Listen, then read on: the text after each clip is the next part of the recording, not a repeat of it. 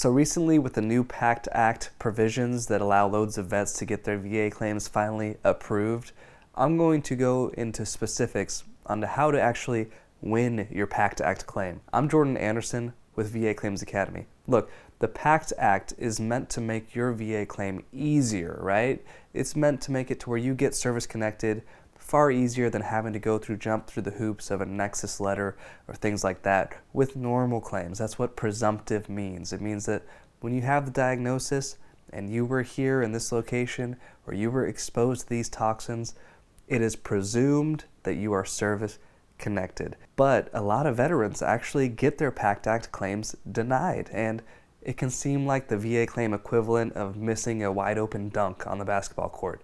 So today, I'm going to give you some simple steps for how to get approved. The very first thing that you need, an intent to file. So go to va.gov or to your local VA representative, create that intent to file so that your benefits are locked in from that date. Now that's going to give you an entire year to finish submitting your claim.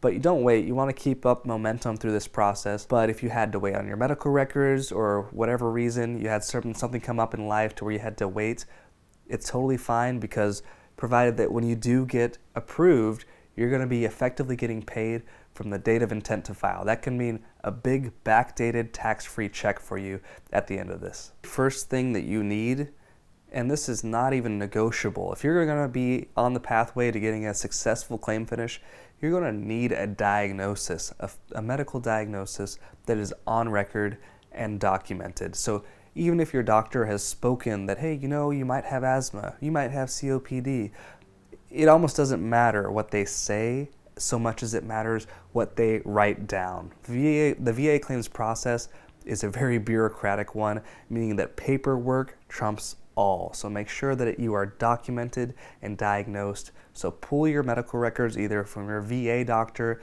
you can go to My Health eVet, I'll leave a link in the description for that. Or if you have a private provider, give them a call or go on their online portal and make sure to get those records, because you need a diagnosis first.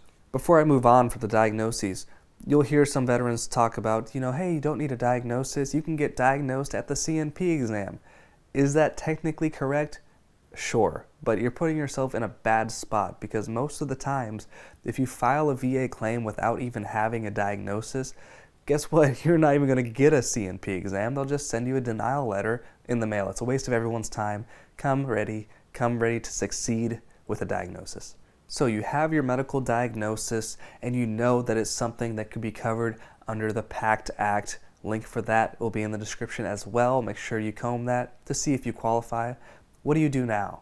Well, now is a great time to get your story of what you were exposed to, in your locations. Let's say you were exposed to tremendous amount of sand. There were sandstorms out in the desert, or you had burn pits where they were burning, human excrement and stuff like that. Go ahead and get this on record, on document through, what do I always harp on? Lay evidence. So write your personal statement.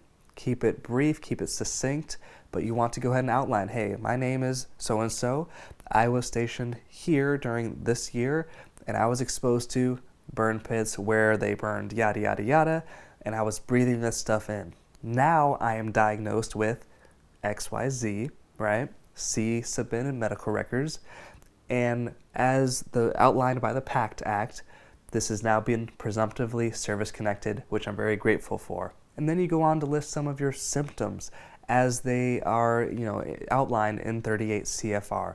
So for asthma or for many breathing conditions, they may give you a test. For rhinitis, for sinusitis, they may look to see if you have polyps diagnosed in your medical records. All these things could vary based on what condition that you have, but bottom line, it's important to outline what you were exposed to, how you think that's connected to your current condition.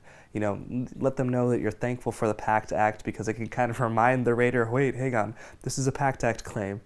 And then lastly, talk about your symptoms. So this should all be no more than a page and a half. Keep it short and trim if needed. Lastly, for the personal statements, technically you're allowed to use a Word document as long as you sign it or whatnot. I wouldn't. I would just go ahead and use Form 4138 to submit your personal statements on, it's always best to use the VA forms. So you have your diagnosis, you have your personal statement. Lastly, what do you need before you submit and before you file? A lot of people think that you need a Nexus letter. Oftentimes that's not the case. If your condition is explicitly outlined in the PACT Act as being presumptively service-connected, I would not waste the effort in getting a Nexus letter or the cash. That's kind of the whole point of a presumptive service connection, is that you don't need to try to attest to service connection now with a Nexus letter, which is the point of a Nexus letter, is to provide a nexus or a connection between your condition and service. So I would skip the Nexus letter. Now I will say, as you get into the more gray area conditions, and such as there's something in the provision in the PACT Act called MUCMI, medically unexplained chronic multi-symptom illness. Now, that is so confusing because, again, it means anything, right? Multi-symptom unexplained.